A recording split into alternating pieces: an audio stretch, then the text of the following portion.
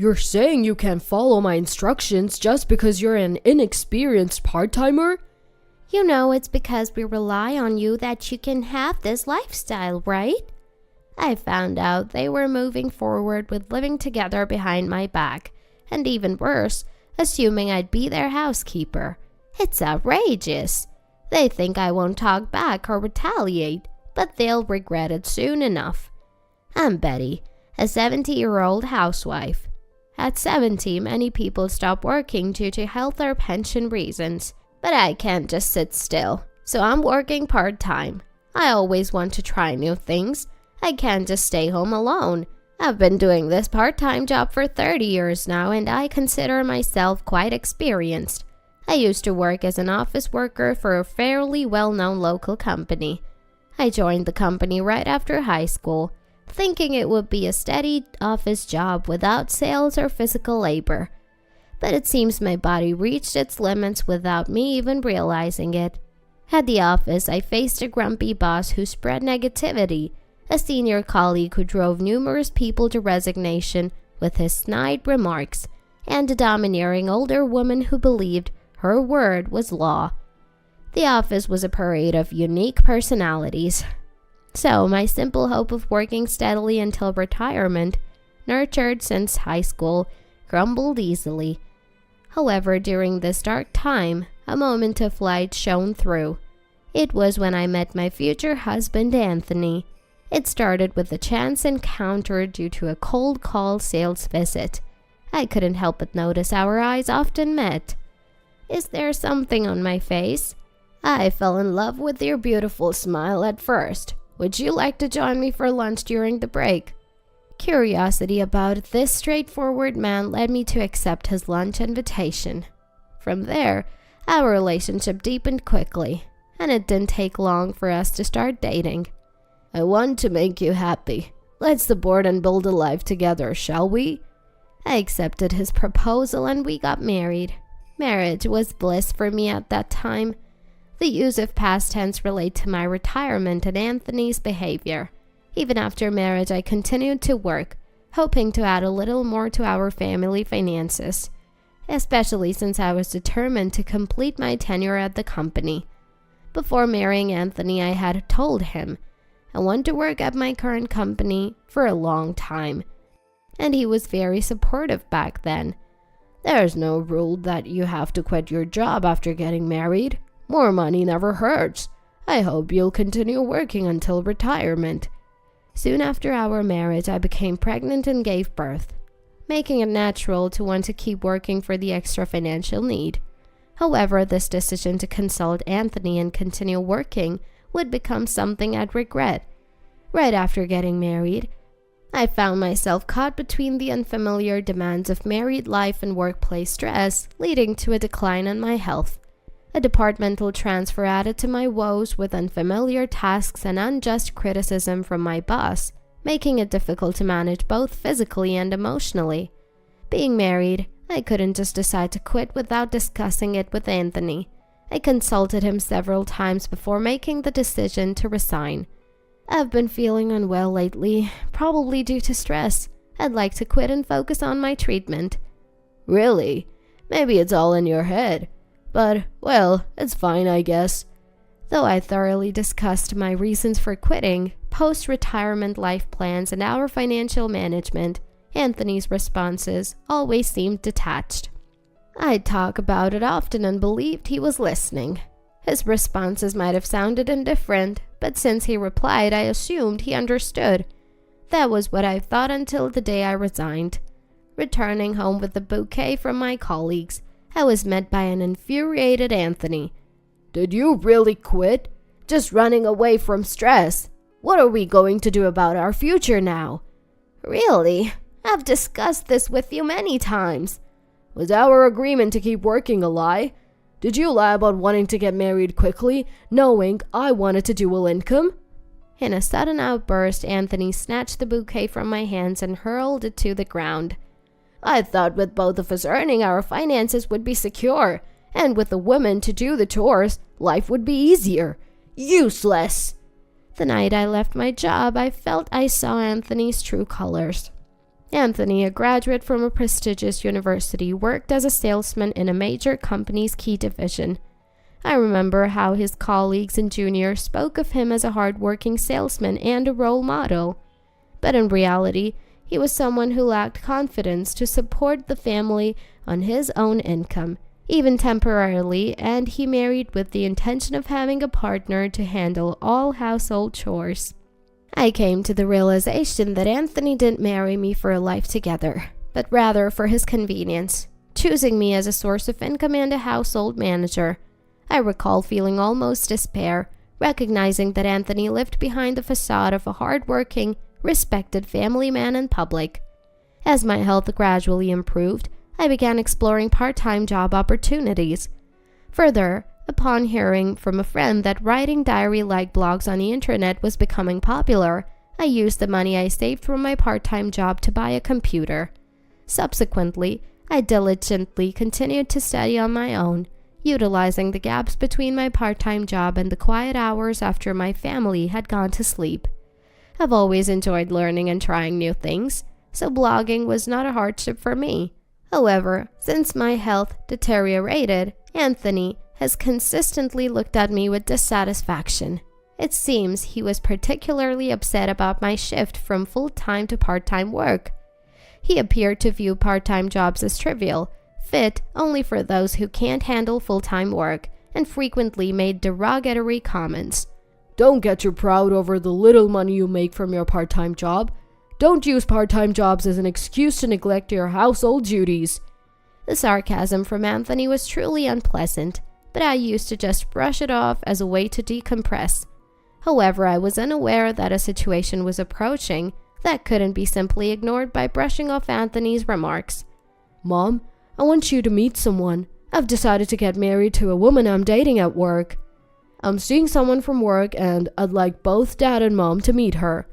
Has the time finally come for Robert to introduce someone he's dating?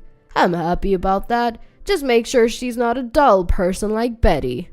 Of course not. She's a wonderful woman. Not at all like Mom.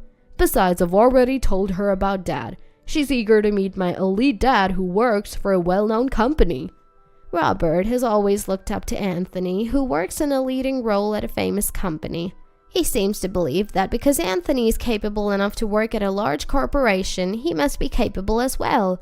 Perhaps influenced by Anthony's derogatory comments about me, Robert also seems to look down on me, with hints of sarcasm in his words. Robert is currently working as an employee at a nearby supermarket, and it seems he's dating a woman who works there part-time. Honestly, being our only son over 40 with a less than pleasant personality, I had doubts about his prospects for marriage, so this news was incredibly joyful. On the agreed day, Robert brought her home. Nice to meet you. I'm Lisa. Please take care of me. Seeing Lisa, who spoke in a somewhat nasal voice and looked up through her lashes, gave me chills. She wore an off-the-shoulder knit top with a very short skirt, a flashy and revealing outfit that seemed inappropriate for her age. Was it a woman's intuition or a parent's instinct? Seeing Lisa, I felt it was not the attire to meet one's future in-laws, and at the same time, I had an uneasy feeling. However, Anthony seemed quite taken with her at first sight. You've brought home such a cute lady. I'm so happy that such a cute woman will become Robert's wife. It would have been fine if he just liked Lisa at first sight, but he started to constantly demean me while praising her. Oh, Lisa, you're looking cute in that blouse today. Beauty really shines when worn by a pretty girl. If Betty wore that blouse, it would be like casting pearls before swine. Oh, stop, Anthony. Saying such things is an insult to both pigs and pearls. I usually let some comments slide, but it was unpleasant to be persistently insulted. Once, overcome by disgust, I fell silent, only to be mocked by Anthony and Lisa. What's the matter, Betty? Why the scary face? What? Are you seeing Lisa as a rival? How pathetic. I can't believe Betty thinks she can compete on the same terms. Even Robert started to pile on. Mom doesn't dress properly because she doesn't work properly. That's why she always looks so sloppy. To be spoken to like this by Anthony and Lisa was bad enough, but now even by my own son. Moreover, I sensed an uncomfortably close relationship between Lisa and Anthony, almost beyond what would be expected of in-laws. I decided to just let it go and ignore them because it was too distressing to deal with. However, ignoring Anthony and Lisa due to discomfort only led to more egregious behaviors. They started going out casually and bringing back receipts for large amounts. It became more frequent for Anthony to go out at night with the newlywed Robert and Lisa, often returning drunk in a taxi late at night. Finding receipts nearly $1,000 in Anthony's coat was not a rare occurrence. I felt trembling anger over such extravagance, considering our age and the prospect of not having work in the future. On another day, I overheard the three of them planning a stay at a luxury hotel, treating me like an outsider. Let's go to the new luxury hotel in Anchorage with Robert and his wife. I hear the course meals are exquisite. Dad, you're so well informed. I'd like to go, but money's tight. Robert glanced greedily at Anthony, who responded confidently. Leave it to Dad. With a company bonus, it's like we're on a big ship. I'm so happy. Anthony, you're amazing. I want to eat lots of king crab. From the conversation, it seemed Anthony would be paying for the expensive stay, costing over $1,000 per person per night. They must be able to make such statements because they aren't thinking about consequences. Oh, is Betty staying with us? Of course not. Stay in the same room as Betty. That would be a waste of the room cost. Right. Such a nice room would be wasted on Mom. I could hear the three of them mocking me, shaking with frustration and resentment. Then, right after returning from the luxury hotel trip with Robert and his wife, Anthony announced his plan to build a new house. What? Why build a new house when we already have one? I've decided it. You have no say in this. Despite his easy assertion, neither Anthony nor I were young anymore. Just having a house doesn't guarantee a secure life afterward. Even if I don't interfere, what about the money we need for our retirement? I'm nearing retirement. Whether I retire now or later, with extended employment, I'll have enough money. We can manage with loans and investment. This is why women ignorant about money matters are no good. Anthony's rebuttal, filled with jargon like a bank or salesman's spiel, left me uneasy. Moreover, he spoke lightly of taking out a loan, but there's no guarantee we would get favorable terms at our age. You talk about loans easily, but what about our age and the loan approval process? If we apply jointly with Betty, it should be fine. I've already discussed this with an expert. They say it won't be a problem. Although Anthony was using the expert's opinion to convince me, I remained unconvinced. Is it really common for experts to advise nearing retirement couples to easily take joint loans? Are you sure about this? What now? When did Betty become so important? Are you saying the experts are wrong? This is an order as the head of the family. Though sudden, our current house does have its inconveniences for later life. If it's about minor remodeling, then rebuilding might be an option. Was Anthony, despite his harsh words, secretly considering a comfortable life for our retirement? However, this was just me wanting to believe what suited me best, as I would soon come to realize. The construction of the new house finished quickly. The design and build seemed quite modern, more suited to younger people. Facing the house with no trace of barrier-free design, I couldn't help but speak to Anthony. It's quite a unique design for us to live in. It seems big and the cleaning will be tough. What are you talking about? We're going to live with Robert and his wife.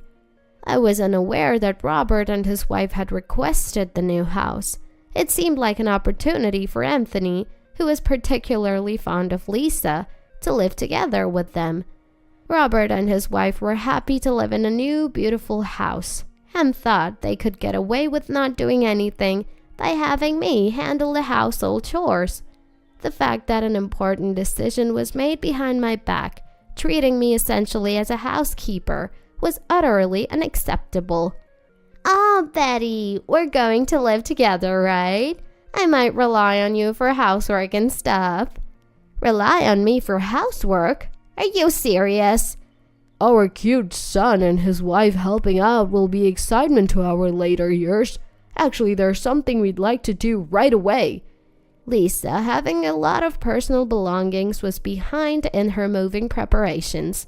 I was speechless upon seeing the room cluttered with brand bags and clothes that Anthony had bought her. Then, Anthony asked me to help Lisa. You wouldn't abandon Lisa in trouble, right? We're already living in a new house, so, Betty, you should bring Lisa's things over first. Anthony and Robert's family likely never imagined how inconvenient it would be without me, whom they usually looked down upon. Lisa seemed unable to recognize her belongings efficiently, and even if things went smoothly, it would likely take at least 2 weeks. Preparing for my move was challenging too, but thinking about the future life motivated me. On Lisa's final day of packing, I shared my decision with the kindest smile I could muster. Lisa, you must be tired from the unfamiliar task of packing and moving. I've booked a nearby business hotel for you. Why don't you rest there today and head to the new house tomorrow? It's better to start a new life well rested. Thank you, Betty. That's quite thoughtful of you. I still have a bit to do, so I'll take my leave. Good night. Lisa, unaware of my plan, headed to the business hotel. As soon as Lisa left, I went straight to the airport. A one-way ticket to Hawaii. This was my escape from hell to freedom. In fact, I had started taking serious steps towards the divorce as soon as the new house was built. I had been consulting a lawyer, known for their expertise in divorce issues and introduced by an acquaintance about the problematic behaviors of Anthony. Having arrived in Hawaii on a night flight, I slept soundly for the first time in a long while. The next morning, noticing a call from Anthony, I decided to answer. Hey, is Lisa's move done? Yes, it's done, and I've just completed moving into my new place in Hawaii. I could hear Anthony's bewildered voice over the phone. Hawaii? What? Is it a trip? You think I'd go on a trip alone at this time? His incredulous voice came through the phone, and I struggled to contain my laughter. Then, regaining composure, Anthony spoke more assertively. Hawaii? I didn't hear about this. Going on a solo trip to Hawaii at such a time, you must be living large. Who said anything about a trip? Anthony still seemed to believe I'm on a whimsical solo trip and will return someday. You hardly work, yet there's plenty for you to do in this house. Come back soon. Oh, don't pretend you don't know. It's divorce. Anthony, sensing something serious from my words, started to panic over the phone. Divorce? Just like that? You think I'm taken by Lisa? Competing with her is audacious, Betty. A jealous wife wanting a divorce because her husband is too close to another woman? Is that your narrative, Anthony? Don't make me laugh. The lawyer will contact you later for details, so make sure you sign properly. At first, Anthony seemed to brush off my words as a joke, but the mention of a lawyer seemed to hit hard. No way. The house has Betty's loan too. Divorce? How can that happen? With the divorce, we'll need to restructure the loan. The lawyer will explain, so please cooperate. If we divorce and restructure the loan, the repayment will undoubtedly be challenging. Having a skilled lawyer handle everything from the loan to the divorce and property division was a great relief. Oh, I almost forgot something important.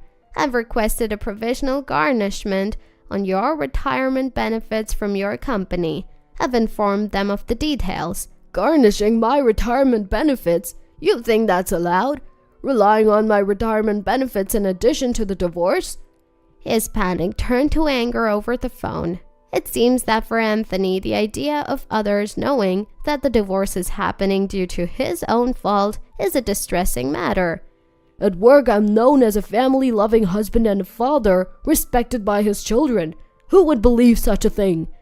Such a facade, built on lies, will eventually crumble. Of course, I had taken this into account when I reported Anthony's workplace and even proceeded with the provisional garnishment. Furthermore, I added a final touch to the situation. Are you familiar with marital property? As I mentioned earlier, all this will be explained by the lawyer. The company is already aware of the situation, so let's see how it turns out. I could hear Robert and Lisa making a commotion on the other end of the phone. Apparently, they were blaming me for not returning to handle the household chores and errands. Then, presumably handed the phone by Anthony, Robert and Lisa directly started to complain to me. Hey, what are we supposed to do about housework if Mom doesn't come back? You're not expecting Dad or Lisa to do it, are you? There's no rule about who has to do the housework. You're all adults. You can manage.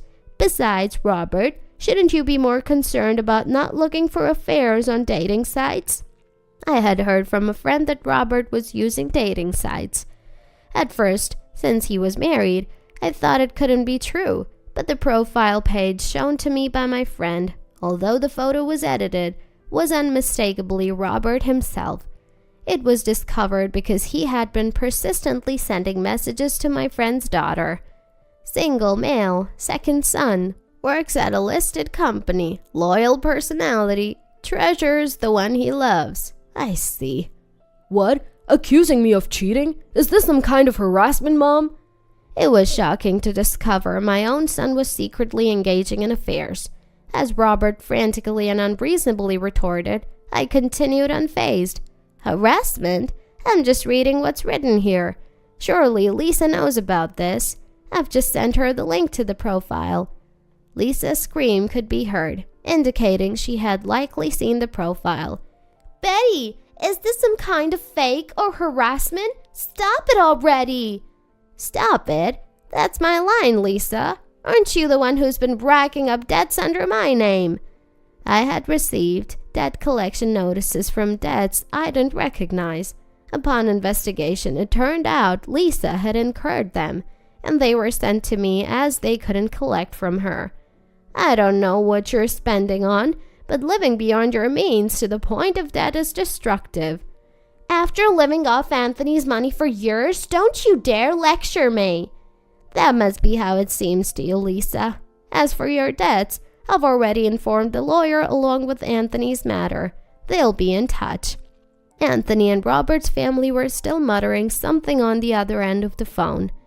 But I hung up, not wanting to waste more time. The next day when Anthony went to work, he was apparently met with cold stares from everybody on this floor. According to a colleague of Anthony, news about the provisional garnishment of his retirement benefits had leaked out, and many people came to know of it. Though he had a stellar career as a top salesman and received offers for re-employment and positions at affiliate companies, those opportunities were cut off due to the rumors of the garnishment, and he ended up retiring as planned. Barely managing to restructure the loan, he now lives in extreme poverty due to his past extravagance. Robert, you said your job at the supermarket was part of learning management, and eventually you'd work at a famous company through Dad's introduction, right? It can't be helped since Dad quit his job. Lisa, why don't you sell those branded goods you pestered Dad for and use the money to support us? Don't joke. If I knew Anthony would end up like this, I wouldn't have married Robert. Lisa was furious, as she had decided to marry Robert partly because of his elite father-in-law. She felt betrayed. Robert had used Anthony's status to attract Lisa, promising her a lavish life once he joined a famous company through Anthony's help. Robert had promised Lisa an elegant lifestyle where she could have anything she desires. Once, she secured a position at a famous company through Anthony's influence, but this never materialized. Lisa's screaming and violent behavior caught the attention of neighbors, leading to a period under administrative care. Her extreme behavior gradually led to mental health issues. Due to stress, it appeared, she developed overeating disorder, spending all her money on food to the point of gaining so much weight that she could no longer support her own body. A former neighbor informed me that she had eventually been banned from some stores. Starting anew at this age, especially finding work, would require considerable effort, which seems unlikely to be successful. Robert's situation worsened as well. He caused trouble with a customer at the supermarket where he worked and had already been fired. I had heard previously that Robert has issues with customer service, and it eventually escalated into an argument with a customer that became uncontrollable. He reportedly caused such a ruckus in the store, damaging shelves and merchandise to the extent that they were rendered unusable, which apparently led to his forced resignation due to disciplinary action. Robert often boasted about Anthony's name, claiming he was too good for a petty supermarket job and would make a big name for himself working hard in a large corporation. His future now seems worrisome. Soon everyone will see how great I am. I'm not someone to just smolder in a place like this. Even after quitting his job, his braggadocio hasn't subsided, and he's been busy on social media trying to impress others with his grandeur. Furthermore, believing Anthony was wealthy, Robert hasn't been job hunting but instead spending his days oscillating between home and gambling. Lisa is a woman. She should be able to do at least some housework. I don't need to listen to Anthony, jobless and broke, about what I should do. Anthony, who has never done housework himself and previously pushed all housework chores onto me, is now seemingly trying to make Lisa do them, leading to ugly conflicts. The neighbors have conveyed these unbearable details to me, suggesting the reality must be quite dreadful. As for me, following the finalization of the divorce, I am now enjoying a free life in Hawaii. I had been diligently saving money from my part-time job and continued blogging for many years, which allowed me to accumulate a significant amount of savings. It seems Anthony was too busy making snide remarks about me, not realizing that I had my own resources and plans. Anthony and Robert were unaware that I had saved enough money from my blog, which I kept as a secret nest egg, to afford a new house. Moreover, my long-term commitment to blogging was recognized by a certain company, and I received an offer to provide content combining travel and local information. Given the freedom to express the charm of any place as a writer, I chose Hawaii, a place I had always admired, and decided to buy a new house there, which turned out to be the right decision. The warmth and welcoming nature of the people who embraced me, an outsider, fills me with gratitude. I live alone now, but I quickly made friends, so I never feel lonely in my daily life. I'm glad that my years of effort have allowed me to lead a happy and free life. Like the people living in this area, I too want to continue living with compassion for others.